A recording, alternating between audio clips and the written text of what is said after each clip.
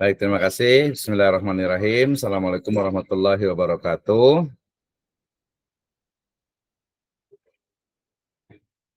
Alhamdulillahirabbil alamin. Wassalatu wassalamu ala asrofil anbiya'i wal mursalin. Habibana wa nabiyyana Muhammadin sallallahu alaihi wasallam wa ala alihi wa ashabihi wa man tabi'ahum bi ihsanin ila yaumiddin wa ba'd. Kita bersyukur kepada Allah Subhanahu wa taala ya, di siang hari ini kita diberikan hidayah serta inayahnya sehingga kita bisa menjalankan kewajiban-kewajiban kita sebagai hamba, dan juga selawat dan salam sama-sama kita panjatkan kepada junjungan alam Habibana Nabiyyana wa Sayyidina Muhammadin sallallahu alaihi wasallam, kepada seluruh ahlul baitnya, para sahabatnya, serta orang-orang yang senantiasa mengikuti jejak sunnahnya hingga akhir zaman. Pertama, saya ucapkan terima kasih kepada seluruh mahasiswa yang hadir pada kesempatan kali ini ya di kelas 8C ya, habis Jumatan, tapi waktunya kan cukup panjang ya. Mudah-mudahan siap semuanya untuk kita belajar lagi, terutama mata kuliah saya ini adalah tentang penulisan karya tulis ilmiah gitu. Artinya lebih banyak kepada konsultasi dan juga nanti tugas akhirnya atau hasil akhir dari pembelajarannya adalah semua mahasiswa itu minimal itu sudah bisa submit ya di jurnal ya. Yang paling gampang itu adalah jurnal di Stage Rajul Falah. Kita ada punya 3 jurnal ya. Yang Edusifa itu sudah Sintan 5, kemudian yang Dakwatus Sifa itu di Sintan 6, kemudian ada juga yang Khidmatus Sifa itu di masih belum terakreditasi, masih dalam proses ya. Artinya diharapkan dari hasil perkuliahan kita ini, pertemuan antara 7 sampai 8 pertemuan, ini adalah pertemuan yang ketiga gitu ya. Kemarin sempat beberapa kali libur ya, sehingga ya bukan hanya diharapkan tapi diwajibkan ya. Diwajibkan untuk hasil akhir dari mata kuliah kita ini adalah semua mahasiswa memiliki artikel dan sudah bisa disubmit ya. Mulai dari bagaimana mensubmit ya, mensubmit itu artinya ya mendaftar gitu ya, mendaftar atau submit itu berlangganan gitu. Artinya kita mengirim ke jurnal. Misalnya nih sebagai contoh, saya akan buka untuk website dari jurnal Center for Scientific Publication ya.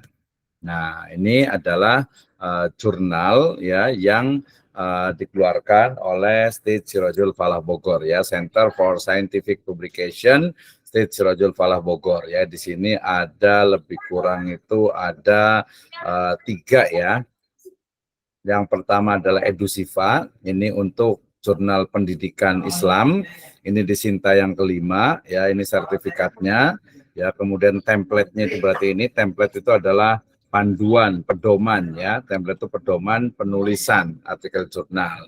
Kemudian yang kedua juga ada jurnal Sifa Journal of Education Research, ini untuk yang S2 ya. Yang di Sinta yang keenam ada ini Dakwatus Sifa ya, ini jurnal dakwah dan komunikasi, ini di Sinta yang ke-6 ya. Kemudian yang Khidmatus Sifa ya, ini masih dalam proses untuk untuk akreditasi ya, tapi kalau untuk ISSN-nya itu sudah ada ya. Jadi nanti diharapkan hasil akhir dari perkuliahan kita ini adalah bisa diterbitkan, dipublikasikan di sini ya. Nah, ini semua orang dunia itu bisa membaca ya, membaca dari jurnal yang ada. Misalnya saya buka di jurnal Edusifa ya, jurnal pendidikan Islam ya. Oke, saya buka di sini, saya klik ya. Kemudian nanti akan terlihat artikel-artikel yang sudah diterbitkan. Nah, ini ya. Misalnya di sini ada implementasi pendidikan akhlak di pondok pesantren ya, pada lembaga pendidikan pondok pesantren Tazkiyatun Nufus. Nah, ini ada Pak Dr. Edi, kemudian juga ada Robiatul Hadawiyah ya. Nah, ini bisa, ini contohnya. Bagaimana kalau kita mau lihat carinya di sini ya. Misalnya saya mau ambil dari yang bahasa Indonesia itu, bahasa Indonesia aja lah ya. Nih ada misalnya yang paling mudah itu keterampilan berpikir kritis dalam pembelajaran Al-Quran dan Hadis ya. Ini ada Usaip Ismail dan Muhammad Firmansah. Kita boleh klik judulnya ya, nanti akan keluar dari ininya, akan keluar untuk PDF-nya ya. Pertama itu abstraknya, ini adalah abstraknya. Critical thinking skill is learning the Quran and Hadith create an integral foundation for the true or for a true understanding of Islam. Jadi kalau kita mau cari baca full, tinggal klik yang ini, ya ini PDF ya. Kita klik ini PDF-nya, nanti akan keluar secara keseluruhan dari artikel jurnalnya. Nah, kalau kita mau download, tinggal download ini ya. Ini Edusiva, Jurnal Pendidikan Islam, volume 9 nomor 3 tahun 2023. Ya, ini print ISSN-nya, kemudian ini IISSN-nya atau EISSN-nya. Ya, kemudian ini DOI itu adalah untuk numbers dari identifikasi objek artikel itu. Jadi kalau tanya ini KTP dari artikel ini ya DOI-nya ini ya. Tinggal klik dia akan nyambung. Nah, ini judulnya ya. Jadi judul dari artikel jurnalnya adalah keterampilan berpikir kritis dalam pembelajaran Al-Qur'an dan hadis. Ya, ini ada Usep Ismail, ada M Firmansah, Sutisna dan Edi. Ya, Edi ini Pak Dr. Edi nih ya. Jadi kalau di tulisan artikel itu kemarin saya bilang itu tidak menggunakan gelar gitu ya. Tidak menggunakan gelar ya, tapi langsung namanya aja di sini. Wah, ini yang terbaru ini Pak Ustadz Usep ini mahasiswa S2 di Sirajul Falah nih ya. Nah, jadi seperti ini kita lihat ya, ini keterampilan apa? Ini judulnya, kemudian namanya ini ada 1, 2, 3, 4 ya. Maksimal ada 5 orang. Nah, ini mulai dari judul, kemudian nama penulisnya, kemudian organisasinya, ini lembaganya, ini boleh pakai nama apa? Pesantren atau sekolahan dari ibu dan bapak sekalian. Kemudian korespondensi ini nanti alamat email yang akan istilahnya itu untuk berkorespondensi, yang akan berkomunikasi ya. Ini mulai dari abstraknya ya, abstrak itu ya mudah lah ya, jadi tinggal pakai Google Translate juga bisa gitu ya, nggak perlu dipikirkan ya. Jadi ada untuk abstraknya ini bahasa Inggrisnya, kemudian ini yang bahasa Indonesianya, keterampilan berpikir kritis dan seterusnya sampai ke keyword atau kata kuncinya ya, berpikir kritis, kemudian pembelajaran, kemudian Al-Qur'an, kemudian hadis. Nah ya, jadi ini kata kunci abstraknya. Dan nanti kalau kita bikin abstrak di jurnal, ya ini lebih kurang hampir sama dengan di nanti abstrak di skripsi. Ya makanya teman-teman semua jangan khawatir. Jadi ketika kita belajar nulis jurnal, ya kita sedang belajar ketika kita menulis jurnal itu sama, kita sedang menulis skripsi, bahkan bisa dikembangkan, bisa dari, kalau kemarin di awal saya bilang itu dari skripsi yang sudah jadi dijadikan jurnal gitu ya, atau kita bisa buat jurnal dulu kemudian ditambahkan lagi menjadi skripsi gitu ya, atau secara bersama-sama gitu ya. Nah, itu sangat memungkinkan. Kayak itu abstraknya ya, kemudian setelah abstrak langsung ke pendahuluan ya. Nih pendahuluannya nih ya. Nah, ini namanya gaya selingkung namanya itu. Jadi template-nya itu dia dibikin 2 kolom. Nah, 2 kolom gitu ya. Jadi agar bacanya itu bisa kelihatan gitu ya. Jadi urutan ke bawah baru ke sini lagi ya. Jadi ini pendahuluan, berarti nanti hari ini nanti sebenarnya nanti semuanya akan presentasi itu di pendahuluan dulu ya. Pendahuluan itu kalau di skripsi ya latar belakang, bab 1 pendahuluan, latar belakang masalah. Ini kualitatif ya, sangat mudah sekali nih ya.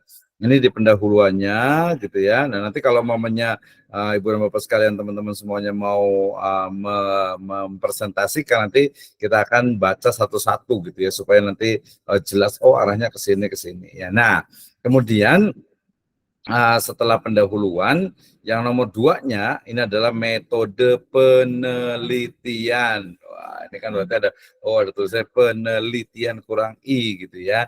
Nah, bedanya itu, jadi kalau memang di jurnal itu dia pertanyaan penelitiannya atau identifikasinya sebenarnya sudah ada di sini ya, sudah ada di sini nih di akhir dari pendahuluan. Kita lihat nih di akhirnya ya. Jadi mulai sehingga mereka dapat mengambil hikmah dari uraian tersebut, maka peneliti tertarik untuk menggali lebih dalam tentang keterampilan berpikir kritis di dalam pembelajaran Al-Qur'an dan hadis ya. Al-hadis itu tadi itu. Ya, jadi Al-Qur'an itu adalah pertanyaan penelitiannya sebenarnya. Ya, jadi kalau pertanyaan penelitian di sini dia ya, menggali lebih dalam tentang keterampilan berpikir kritis dalam pembelajaran Al-Quran dan hadis. Nah, ini kan.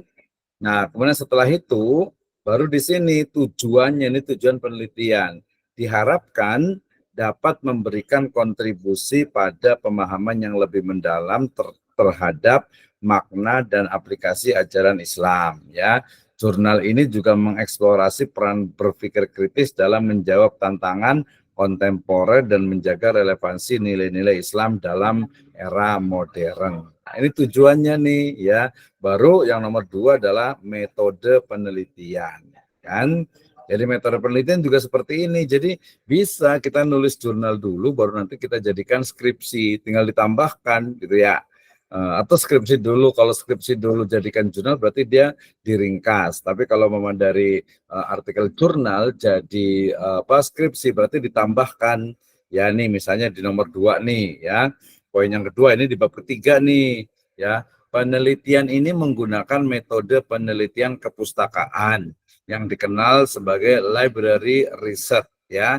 Dalam pendekatan ini, pengumpulan data dilakukan melalui analisis sumber informasi yang bersumber dari berbagai buku, literatur, referensi, majalah, catatan, dan sumber-sumber lainnya. Ini Z 2008. Ya, ini berarti dia mulai metode yang digunakan yaitu library research. Ya, kalau mama tadi teman-teman yang di jurnalnya, deskripsinya itu pakai yang itu ya pakai ini berarti library research ini gitu ya. Oke. Nah, kemudian ya selain itu data juga diperoleh dari penelitian sebelumnya yang memiliki relevansi dengan konteks penelitian saat ini. Ya, masih bisa lah penelitian terdahulu sebagai menguatkan sebenarnya bukan kemudian dari data ya. Kemudian metode penelitian kepustakaan memberikan kerangka kerja yang kuat untuk menyusun pemahaman yang mendalam tentang isu-isu yang terkait dengan penelitian ini melalui sintesis informasi dari berbagai sumber literatur yang terpercaya. Ya lumayan lah, cukup bagus. Tinggal ini sebenarnya yang belum kelihatan itu dari sisi analisisnya. Jadi tadi kan disebutnya dengan library research ya atau library penelitian kepustakaan. Nah, penelitian kepustakaan buku apa yang digunakan harusnya disebutkan di sini gitu ya. Buku-buku apa yang dijadikan sumber dalam library research itu, apakah tadi Al-Qur'an, hadis atau tafsir dan sebagainya ya. Nah, ini berarti yang namanya itu kita bisa kalau komentar kalau istilahnya itu mengkritik mah gampang ya, kelihatan gitu ya. Oke, kemudian nomor 3 itu baru ke hasil pembahasan ya. Ini hasil pembahasan ini dia sebenarnya itu ada 2 kemungkinan ya. Ini kalau ini pengertian berpikir kritis, harusnya pengertian berpikir kritis itu dia masuk ke kerangka teori sebenarnya ya. Tapi ini diletakkan di sini ya masih bisa lah ya. Kalau hasil pembahasan saya bisa langsung ke pembahasan utamanya. Tapi ya nggak apa-apa, kayak gini dulu nggak apa-apa. Jadi hasil pembahasan mulai dari pengertian kritis itu seperti apa, critical thinking. Nah, ini nanti jangan lupa kalau untuk bahasa Arab, bahasa Inggris dan bahasa asing lainnya itu ditulis miring gitu ya, italic gitu ya, italic gitu ya. Ini pengertian di KBBI. Nah, lebih bagus juga KBBI ini kalau sebelumnya belum pernah ditulis, berarti dia harus ditulis Kamus Besar Bahasa Indonesia. Ya, nanti baru dalam kurung KBBI. Nanti kalau setelahnya baru kita cukup menulis KBBI saja. Ya, seperti itu ya. Oke. Nah, kemudian ini juga kata-kata ini kan tentang KBBI dari pikir atau fikir gitu ya. Nah, kan critical thinking-nya ini ada sumbernya Hasan 2021, Arifin 2019. Nah, ini namanya body note gitu ya. Kalau umpamanya di skripsi itu kalau dia pakai footnote. Nanti saya akan juga jelaskan untuk pedomannya ya, pedoman penulisan skripsi gitu ya. Tapi ini kita ke jurnal dulu nih ya. Oke, ya ini adalah hasil pembahasannya, cukup panjang pembahasannya. Tadi yang A itu adalah pengertian, yang B-nya itu adalah berpikir kritis menurut Al-Quran dan hadis ya. Ini kalau kita boleh ya nilai level gitu ya, namanya juga belajar awal ya. Jadi ini adalah masih deskriptif ya, sangat simpel, sangat sederhana. Apa itu berpikir kritis menurut Al-Quran? Kita lihat hasilnya apa nih. Al-Quran satu-satunya kitab suci di dunia memberikan pengajaran pertama mengenal Sang Pencipta. Sang Pencipta harusnya S-nya besar, P-nya besar juga karena kan dia nama ya. Kemudian konsistensi dari penulisan Al-Quran ini ya, apakah A-nya itu kecil atau Q-nya yang besar gitu ya. Nah, setahu saya ini yang benar nih, apakah dia pakai strip atau tidak pakai strip nanti boleh dilihat di Kamus Besar Bahasa Indonesia gitu ya.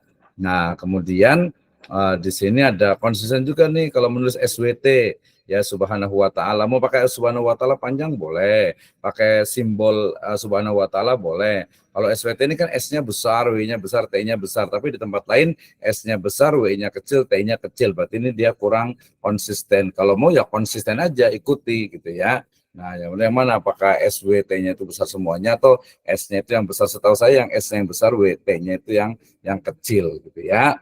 Nah, itu nanti dari sisi penulisan. Namun juga ini kan tadi kan ada Al-Qur'an ya, apakah pakai apostrof di sini pakai tanda petik Al-Qur'an gitu atau tidak gitu ya. Itu dipastikan tuh gitu. Termasuk menggunakan kata qot'i, dia kan pakai bahasa Arab nih, berarti dia ditulis miring tuh ya untuk penulisannya ya, ini tafakur. Nah, kalau di jurnal itu dia tidak perlu menggunakan kata tidak perlu menggunakan gelar akademik ya. Di sini ada Dr. Yusuf Qaradawi ya. Kita tulis Yusuf Qaradawi gitu ya. Jadi kita langsung tulis Yusuf Qaradawi saja gitu. Jadi nggak perlu istilahnya itu pakai doktornya itu nggak usah gitu ya. Jadi dia cukup pakai ini saja ya, cukup pakai istilahnya itu namanya saja ya. Ini bedanya kalau di jurnal. Ya. Jadi dia memang otomatis gitu ya, otomatis. Oke ya. Lanjut lagi ya. Jadi dia nggak pakai gelar gitu ya. Nah, kemudian ini memikirkan zatnya. Ini pastikan juga ininya istilah penggunaan bahasa Indonesianya yang baik dan benar. Ini ada Qaradawi ini 1996. Ya, kemudian juga ini Ali Imran ayat 191. Nah, ini disesuaikan dengan yang ininya ya, yang istilahnya itu sesuai dengan bidangnya. Jadi kalau kita melihat itu pertama yang kelihatan itu adalah dari ya yang kelihatan ya. Nahnu nahkum bidzawahir gitu yang kelihatan dulu. Nah, setelah yang kelihatan baru nanti kita lihat kontennya satu-satu. Nanti ujian skripsi juga sama gitu ya. Jadi yang dilihat pertama itu adalah yang kelihatan dulu penulisannya gitu ya. Ini tadi kan tentang berpikir itu berarti ada tafakur gitu ya. Kemudian tazakur kan ya, kemudian ada lagi apa? Ya tafakur, tazakur, tadabbur gitu ya. Nah, jadi tafakur, tazakur, kemudian tadabbur itu yang dianggap sebagai berpikir kritis gitu ya. Ada ta'akalu gitu ya. Jadi memikirkan ya tadi tafakkaru gitu kan. Nah, itu juga bagian dari kontennya nih. Nah, pembelajaran Al-Qur'an dan hadis ini bagaimana pembelajaran Al-Qur'an dan hadis mungkin implementasinya ya. Kalau dia bicara tentang pembelajarannya, kalau deskripsi itu dia di bab yang kedua ya. Oke, kemudian tahapan berpikir kritis dalam pembelajaran Al-Quran dan hadis. Nih, ya pemahaman konteks sejarah dan sosial. Kemudian juga yang berikutnya adalah pemahaman bahasa dan istilah khusus. Kemudian juga ada analisis mendalam terhadap konten, studi tafsir dan komentar ulama, gitu ya, kontekstualisasi dan aplikasi modern. Sampai di sini yang itu ada manfaat berpikir kritis dalam pembelajaran Al-Quran dan hadis. Nah, baru ke kesimpulan. Kita lihat kesimpulannya ya. Jadi kesimpulannya saya sebutkan, keterampilan berpikir kritis dalam pembelajaran Al-Quran dan hadis penting untuk pemahaman Islam yang mendalam. Berpikir kritis melibatkan analisis kontekstualisasi dan penerapan ajaran agama dalam kehidupan sehari-hari tanpa bertentangan dengan nilai-nilai Islam. Al-Quran dan hadis menjadi landasan utama dengan Al-Quran, kitab suci universal, dan hadis sebagai penjabaran dan contoh aplikasi ajaran-ajaran Al-Quran. Berpikir kritis diperlukan untuk menghindari penafsiran.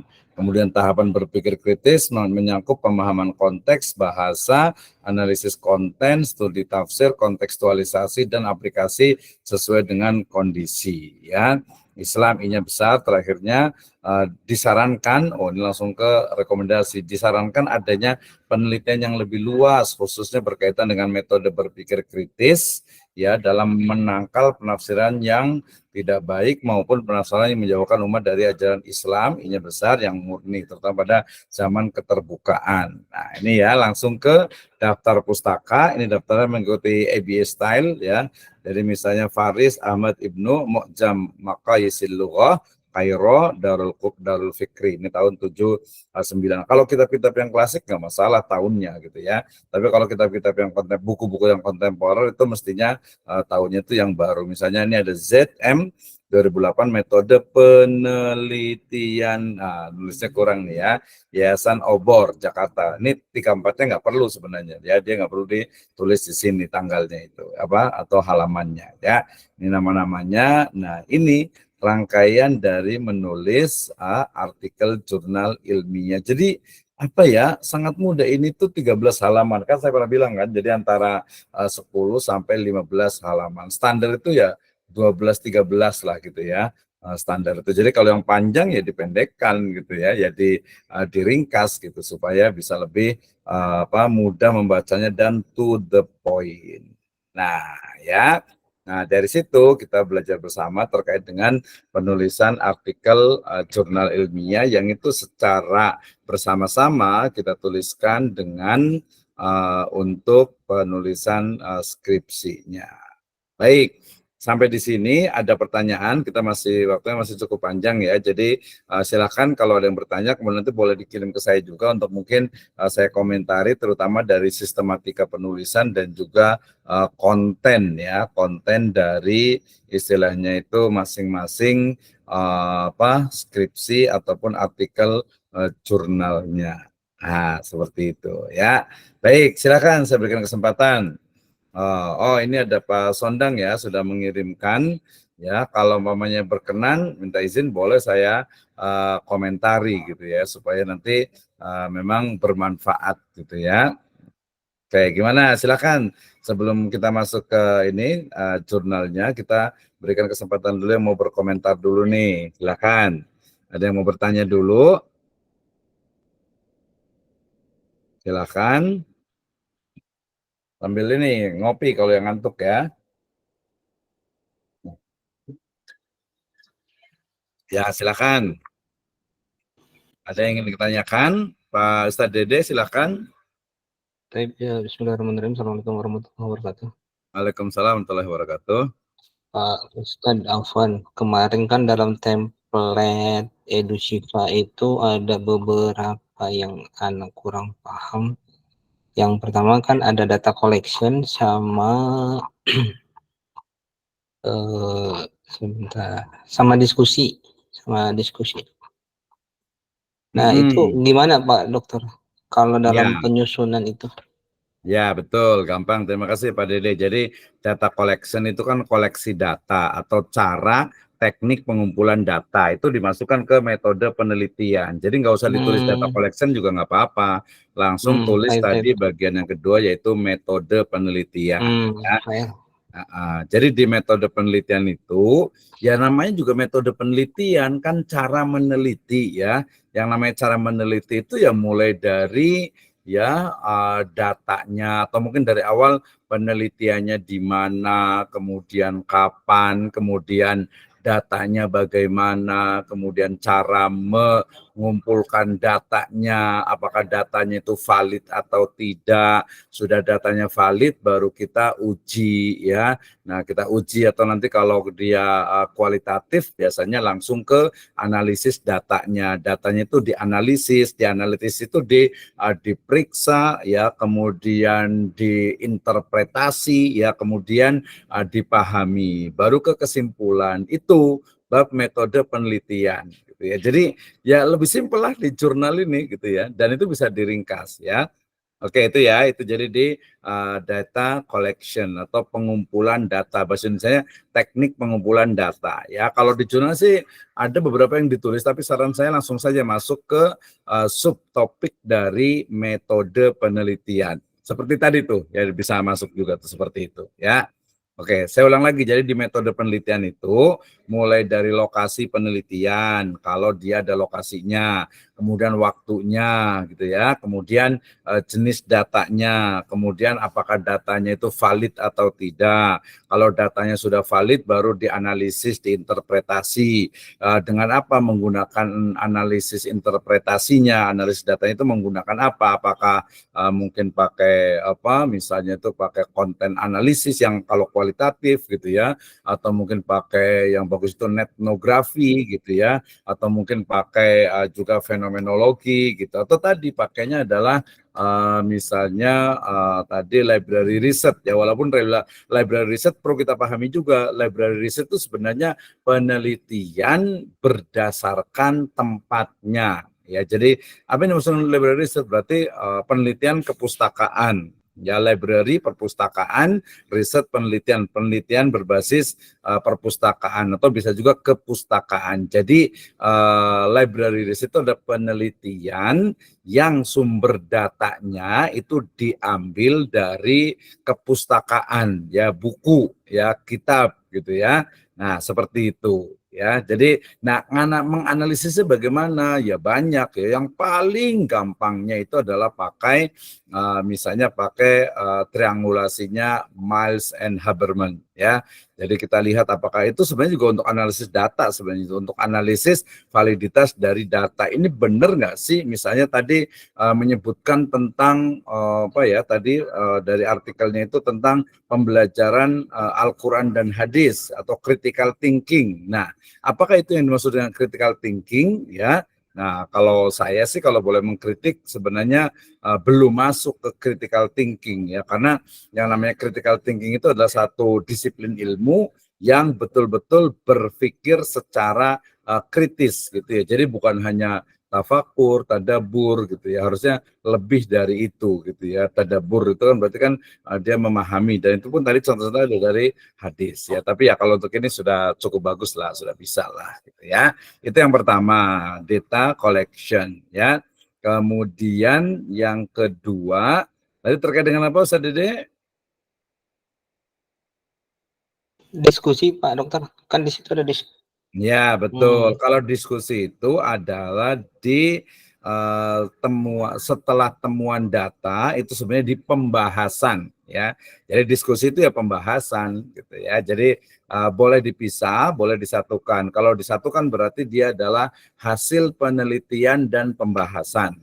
Ya, kalau deskripsi ini di bab keempat ya. Jadi di bab keempat itu adalah temuan datanya, hasil penelitiannya. Ya, setelah hasil penelitian itu ditemukan baru kita analisis, kita bahas ya. Pembahasan itu disebut dengan diskusi. Ya, jadi didiskusikan ini benar apa enggak nih, ini interpretasinya A, ini interpretasinya B, kemudian ini kok bertentangan dengan ini, itu namanya didiskusikan. Nah, seperti itu ya. Jadi di hasil penelitian dan lebih tepatnya pembahasan itu diskusi. Ya. Oke, terima kasih. Ya, ada lagi boleh nggak apa-apa, silakan. Ya, terima kasih. Ada yang lain? Kalau tidak nanti saya akan bacakan untuk artikel yang ditulis oleh ini ya, Ustaz Sondang Edila ya.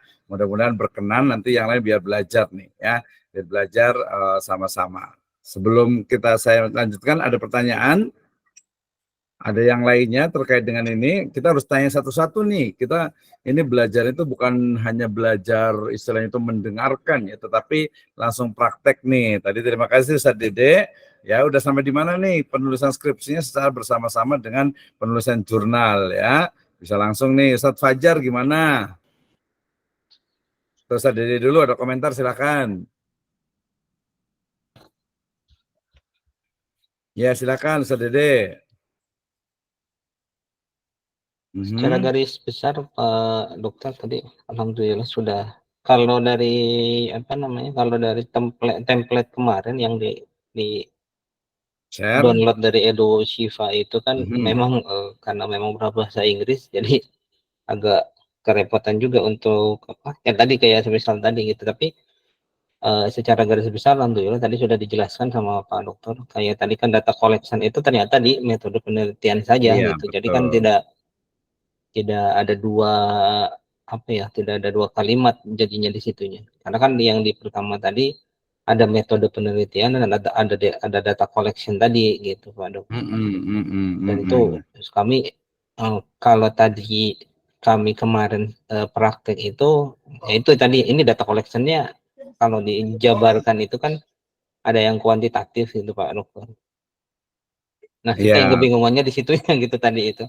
Ya, nggak apa-apa. Makanya nanti, makanya kemarin dikosongkan saja dulu tadi. ya betul, nggak apa-apa. Justru nanti makanya ketika dipraktek, kemudian nanti di komentar itu akan lebih paham biasanya, karena langsung praktek gitu. Kalau kadang kita ngomong doang juga kadang teorinya susah juga, lupa lagi gitu ya.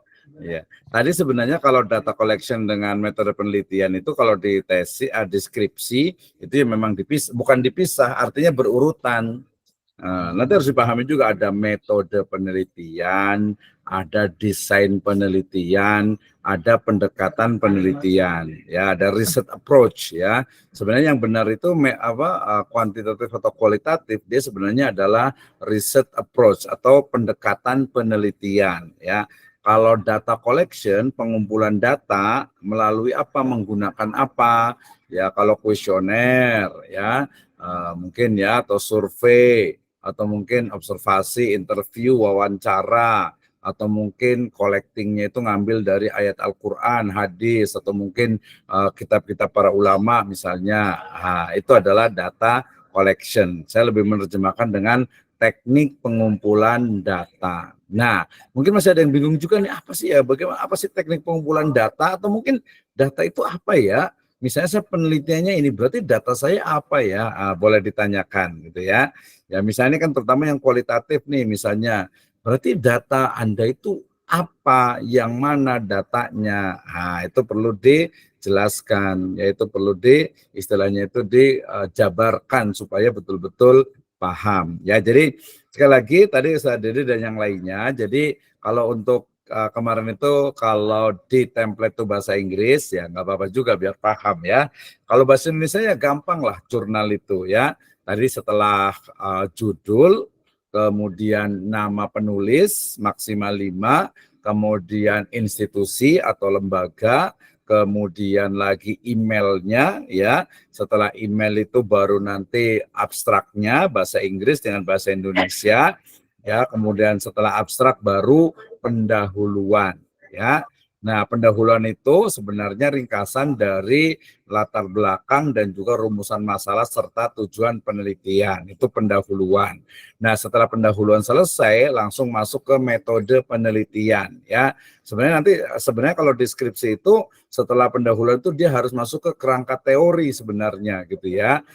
Tapi karena ini jurnal, beberapa itu tidak menggunakan itu, dia langsung ke metode penelitian ya. Nah, metode penelitian berarti tadi dikatakan mulai dari lokasi dan waktunya, kemudian datanya itu sendiri, sifat dari datanya, kemudian teknik pengumpulan datanya, ya dengan menggunakan apakah dia pakai survei atau kuesioner atau mungkin interview atau mungkin observasi atau mungkin studi pustaka, teks gitu ya, atau mungkin juga laporan keuangan kalau ekonomi dan sebagainya gitu ya. Setelah itu data ditemukan baru how to analyze ya, bagaimana menganalisis data itu. Nah, sudah tahu cara menganalisisnya baru langsung disimpulkan. Nah, itu adalah metode penelitian. Setelah selesai metode penelitian langsung ke hasil penelitian.